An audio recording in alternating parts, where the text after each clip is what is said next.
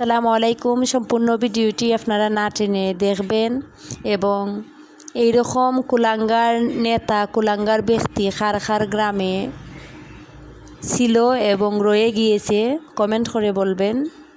ওনার চাইতেও বয়স্ক একটা ব্যক্তিকে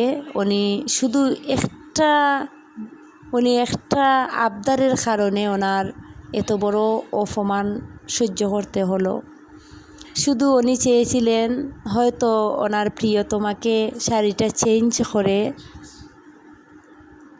ওই রঙটা চেঞ্জ করে নিতে চেয়েছিলেন। শুধু কালারটা চেঞ্জ করতে গিয়ে উনি যতটুকু অপমান হয়েছেন ওনার সারা জীবন ওই অপমানটুকু মনে থাকবে।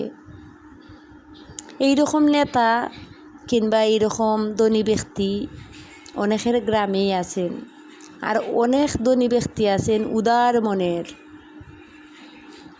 সুন্দর আচরণ করে কোনো কিছু দান করলে খুব সুন্দর আচরণ করে দান করবেন।